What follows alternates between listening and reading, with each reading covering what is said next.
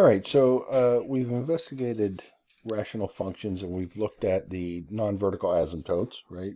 We're going to start using that term. Um,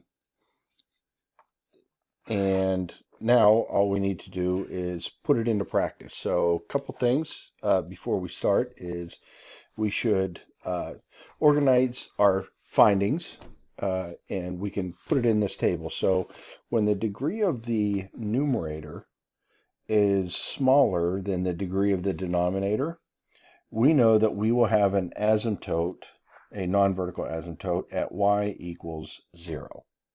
Okay, that's what we found in those first couple examples.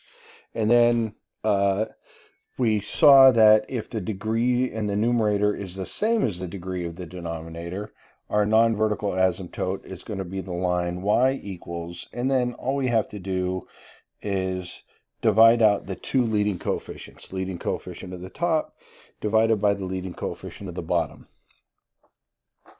Okay, and then lastly, what we just found out was that if the degree of the numerator is larger than the degree of the denominator is smaller, to find the non-vertical asymptotes, what we need to do is divide out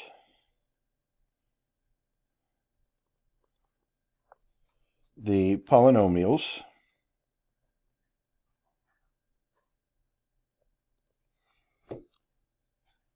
and then y equals whatever the depressed polynomial is.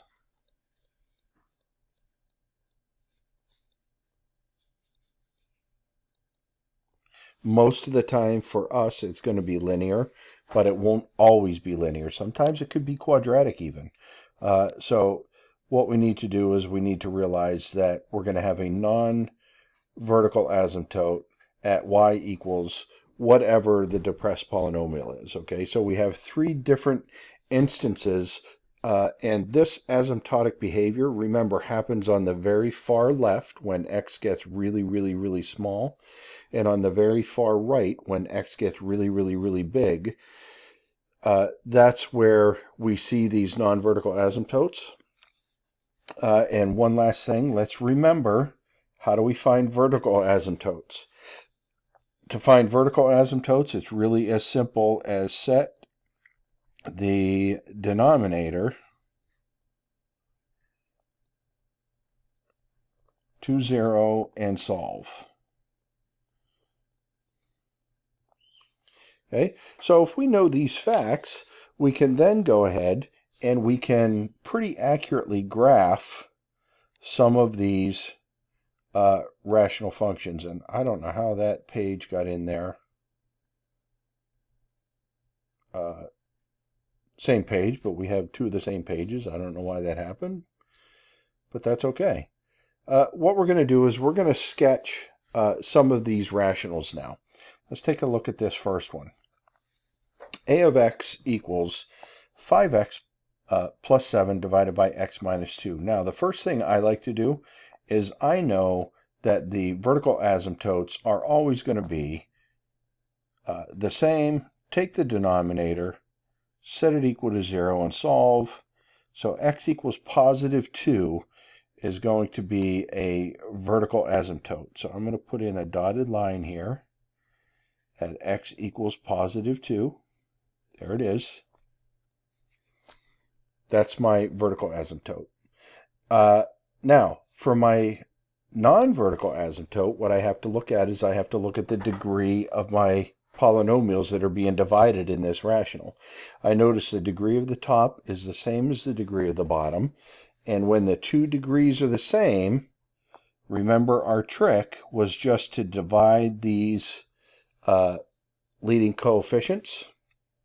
So my horizontal asymptote now is going to be y equals 5 over 1, which is 5. So now I can come in and I can put a horizontal asymptote at y equals 5, and then I can sketch in my polynomial function. It's going to look kind of like this. Okay. Now, to sketch this function, really what you want to do is we want to make sure that we're sketching the function in the right spot. So generally what we do is we take our vertical asymptote of 2, and I just test an x value that is to the right of that. So I'm going to test an x value of 3. So I'm going to take 3, because it's next to 2, but it's not 2, and I'm going to put it into this function and see what we get out. And then 3 minus 2. So 5 times 3 is 15. 15 plus 7 is 22. 3 minus 2 is 1. So whenever x is 3, my y value should be 22, which tells me there's an x of 3. The y value of 22 is going to be way up here. So that just tells me that I'm putting the curve on the correct side of my asymptotes. And then I know that it's going to be reflected on the other side, right? It always has a matching pair. So that's just a quick tip to tell you, like, this is really how you make sure that you're sketching the graph in the correct position. Let's look at our next example. Our next example here is b of x. And I find my vertical asymptote first. That's the easiest one for me. Take x plus 5, take the denominator, set it equal to 0, and solve. I get x equals negative 5. I can sketch that in.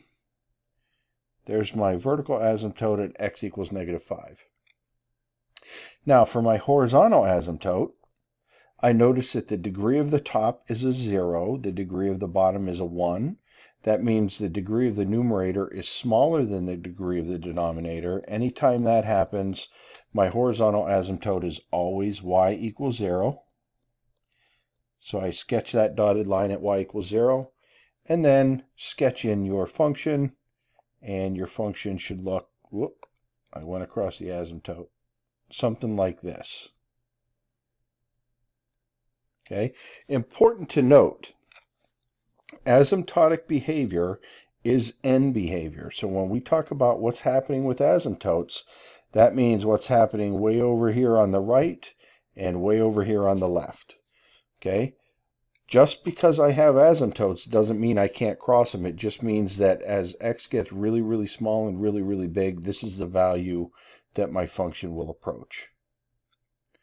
So there's b of x. Let's go down here and let's look at c of x. I notice that, first of all, I find my vertical asymptote. Take the denominator, 2x plus 7, set it equal to 0 and solve. Subtract 7 from both sides. 2x equals negative 7. Divide both sides by 2. X equals negative 7 halves, which is negative 3.5. So I can come over to negative 3.5 and I can put in my vertical asymptote. So there's my vertical asymptote. Now my non-vertical asymptote, for this one, I notice the degree of the numerator is bigger than the degree of the denominator. I need to do the polynomial division. So I'm going to take 2x plus 7 and divide it into 2x squared minus x minus 25. So 2x squared divided by 2x is x. Multiply now, x times 2x is 2x squared. X times 7 is 7x. I need to subtract these two. Negative x minus 7x is negative 8x. Bring down the negative 25. Divide again. That's a negative 4. Negative 8x divided by 2. Multiply. Negative 4 times 2x is negative 8x. Negative 4 times 7 is negative 28. Subtract. Negative 25 minus a negative 28 is positive 3. So this is plus 3 over 2x plus 7. I notice here that my non-vertical asymptote is going to be y equals x minus 4. So I'm going to write that down. Y equals x minus 4.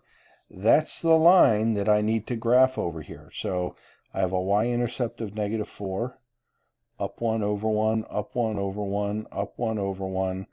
So my non-vertical asymptote is going to go something like this.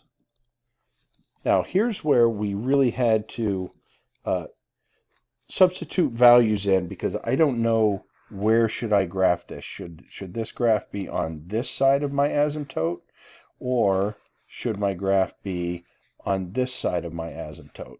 And the easiest way to do that, really, is to take a value that's close, right? Take an x value that's easy to find. So if I use an x value of 0, right? There's an x value of 0. If I put zeros in for these x's, I can see where it's going to come out. So when I put a 0 in for x, this goes away, this goes away, this goes away. I have -25 divided by 7.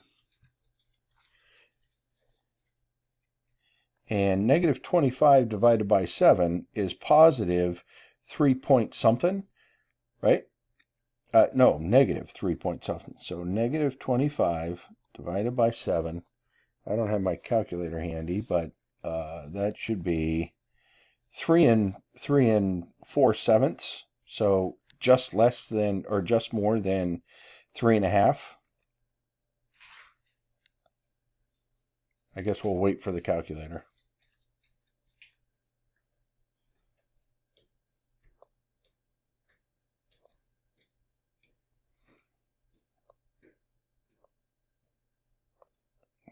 Where's it at?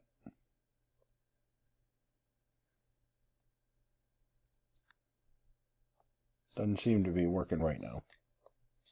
But I know it's just smaller than -3.5. So -3.5 is like right here. So I know where my graph is. So this part of the graph is going to be up here, like this. And then I got to reflect down to the other side. The other side of the graph is going to be down here like this.